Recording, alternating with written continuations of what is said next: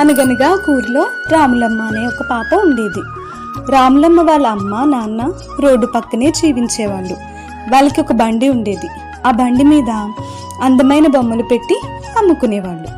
రాములమ్మ వాళ్ళ నాన్న పొడుగ్గా ఉండేవాడు. ఆయనకి పెద్ద పెద్ద మీసాలు ఉండేవి. తలపాక చుట్టుకునేవాడు. రాములమ్మ వాళ్ళ అమ్మ ఎన్నో కుచ్చులున్న లెహంగా వేసుకునేది. గలగల్లాడే ఎన్నో నగలు పెట్టుకునేది.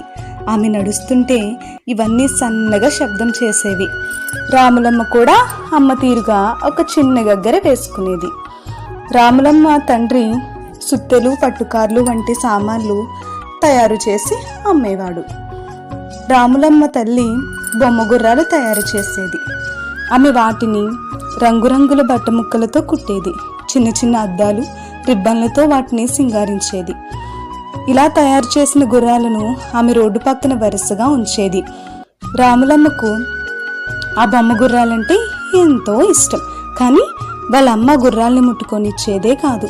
అవి తీసుకోవడానికి రాములమ్మ వెళ్తే వాళ్ళమ్మ ఇలా అనేది, అవి నువ్వు ఆడుకునేందుకు కాదు, నువ్వు వాటితో ఆడితే అవి మాసిపోతాయి. అవి మాస్తే నేను వాటిని అమ్మలేను. అమ్మకపోతే మనకు పైసలు రావు. మరి మనం తినడానికి బియ్యం పప్పు కూరలు ఎలా కొనుక్కుంటాం చెప్పు? కావాలంటే నువ్వే ఒక చిన్న గుర్రం చేసుకో. వాళ్ళమ్మ ఇలా అనగానే రాములమ్మ ఎగిరి గంతేసి పని మొదలుపెట్టింది.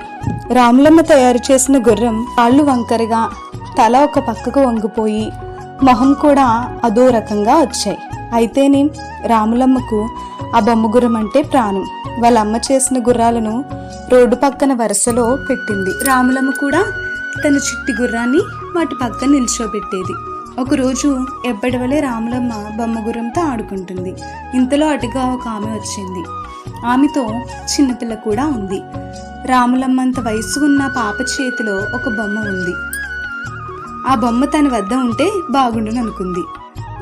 అమ్మా, నాకు చిన్న గుర్రం బొమ్మ కావాలి అని రాములమ్మకు ఆ పాప అనడం వినిపించింది. అలానే కొందాం అన్నది వాళ్ళమ్మ. ఈ చిన్న గుర్రం బొమ్మ ధర ఎంత అని అడిగింది. రేటందుకు కాదమ్మా, అది సరిగ్గా రాలేదు. మిగిలిన వాటిలో నుండి నీకేది కావాలంటే అది తీసుకో. ఇది బాగుంది కదా అని ఒక దాన్ని చూపించింది. ఇదేం మంచిగా లేదు, నాకు అదే కావాలి, దాని మొహం ముద్దుగా ఉంది అని పాప మంకు పట్టు పట్టింది. దాని తల వంకరగా ఉందమ్మా, వీటిలో నుండి ఇంకేదన్నా తీసుకో. నాకు అదే కావాలి, ఇంకేది వద్దు అని పాప ఏడుపు మొదలుపెట్టింది. నీకు ఎక్కువ డబ్బు ఇస్తా, మా పాపకు ఆ చిన్న గుర్రాన్నే ఇవ్వు అని పాప తల్లి అంది. సరే అయితే అని రాములమ్మ తల్లి ఒప్పుకుంది. ఇదిగో అంటూ రాములమ్మ గుర్రాన్ని పాపకిచ్చింది. రాములమ్మ కళ్ళల్లో నీళ్లు తిరిగాయి. అమ్మ చేసిన పెద్ద గుర్రం తనకు అవసరం లేదు. తను చేసుకున్న చిన్న గుర్రమే తనకు కావాలి. నీ దగ్గరంతా మంచి బొమ్మ ఉండగా నా గుర్రమే నీకు కావలసి వచ్చిందా అని ఆ పాపను అడగాలనుకుంది.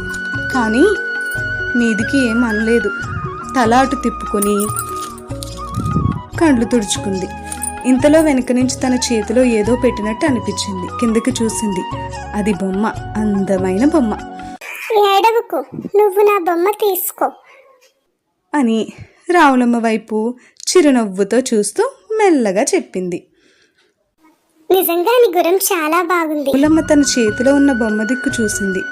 బొమ్మ మంచిగున్నది. గుర్రం ఎప్పుడైనా చేసుకోవచ్చు. కన్నీళ్లు శుభ్రంగా తుడుచుకుని పాప వైపు చూసి రాములమ్మ కూడా నవ్వింది. టాటా చెప్పింది.